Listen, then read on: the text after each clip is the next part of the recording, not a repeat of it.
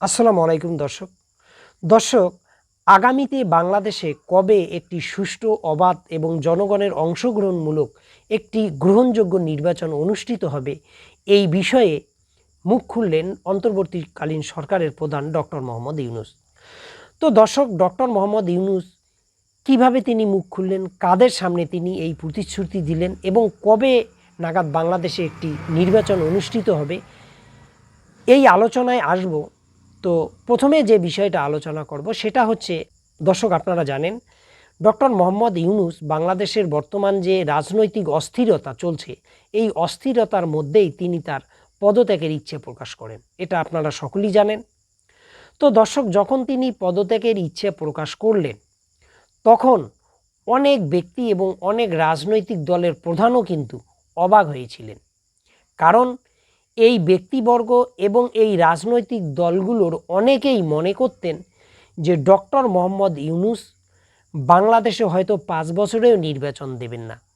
NCP নামক যে ছোট এবং নতুন রাজনৈতিক দলটি তৈরি হয়েছে, এই দলটির উপর ভর করে তিনি কখনো সংস্কারের নামে, কখনো আইন শৃঙ্খলা রক্ষার নামে বিভিন্ন অজুহাত দিয়ে তিনি হয়তো তার ক্ষমতাকে দীর্ঘায়িত করবেন। কিন্তু তার পদত্যাগের যে ঘোষণা, এটা তাদেরকে হতচকিত করে ফেলেছে। তো দর্শক, যখন ডক্টর মোহাম্মদ ইউনূস পদত্যাগ করতে চাইলেন তখন এই রাজনৈতিক দলগুলো এবং বিভিন্ন ব্যক্তিবর্গ এই ডক্টর মোহাম্মদ ইউনূসের সঙ্গে কিন্তু সাক্ষাৎ করেছেন এবং সাক্ষাতের সময়ে ডক্টর মোহাম্মদ ইউনূস তার যে অবস্থান সেটা স্পষ্ট করেছেন। তো ডক্টর মোহাম্মদ ইউনূসের সঙ্গে জামায়াতে ইসলামী, বিএনপি, এনসিপি সহ সকল রাজনৈতিক দলের প্রথম সারির যারা নেতৃত্ব দেন তারা সকলেই পৃথকভাবে ডক্টর মোহাম্মদ ইউনূসের সঙ্গে কিন্তু সাক্ষাৎ করেছেন। তো যখন এই সাক্ষাৎ হচ্ছে ডক্টর মোহাম্মদ ইউনূসের সঙ্গে, তখনই কিন্তু তার যে ব্যাখ্যা তিনি দিয়েছেন, ডক্টর মোহাম্মদ ইউনূস কোন পরিস্থিতিতে পদত্যাগ করতে চাইলেন তার একটা স্পষ্ট ব্যাখ্যা কিন্তু তিনি দিয়েছেন। তিনি বলেছেন যে 12ই মে যখন আওয়ামী লীগকে নিষিদ্ধ করা হলো, তারপর থেকেই বাংলাদেশের ভিতরে এবং বাংলাদেশের বাইরে বর্তমান অন্তর্বর্তীকালীন সরকারকে অস্থিতিশীল করার জন্য একটি কুচক্রী মহল কাজ করে চলছে এবং এটাতে এই কুচক্রী মহলটা সফল হয়েছে।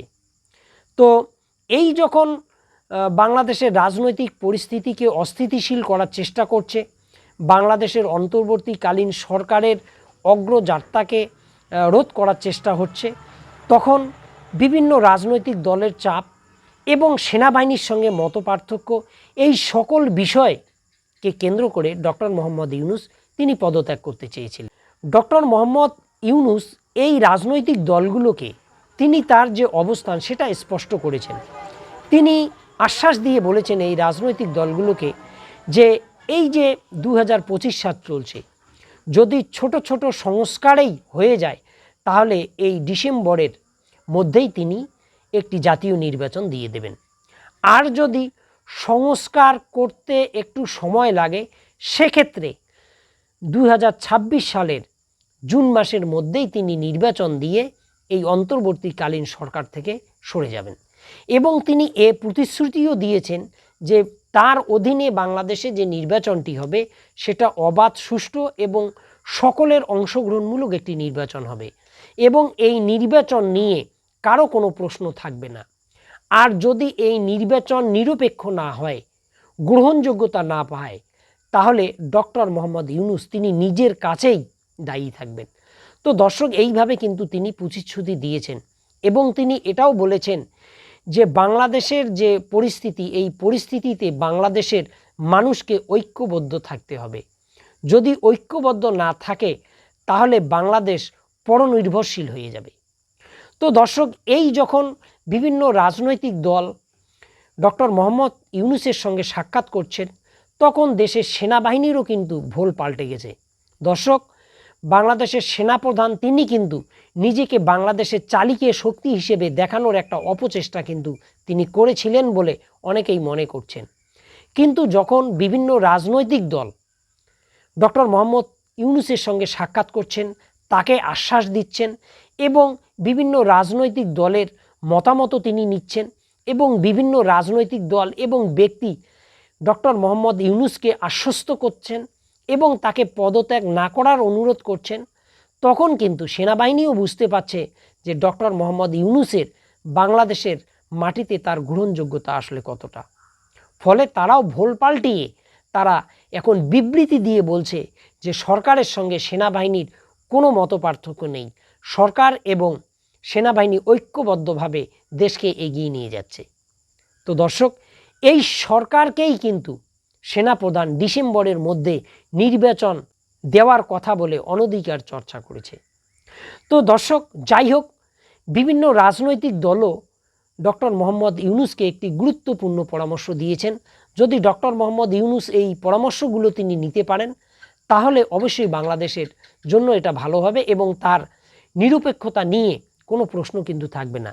সেই যে পরামর্শ সেগুলি হলো, বিভিন্ন রাজনৈতিক দল ডক্টর মোহাম্মদ ইউনূসকে বলেছেন যে তিনি যে সকল গুরুত্বপূর্ণ কাজকর্ম করবেন সেটা সকল রাজনৈতিক দলের সঙ্গে আলাপ আলোচনা করে ঐক্যমত্যের ভিত্তিতেই যেন করেন এবং কোনো কাজ নিয়ে যাতে কোনো বিতর্ক তৈরি না হয় এবং কোনো সংস্কার করতে গিয়ে যদি সময় বেশি লাগে সেটাও যেন বিভিন্ন রাজনৈতিক দলের সঙ্গে আলোচনা তিনি করেন।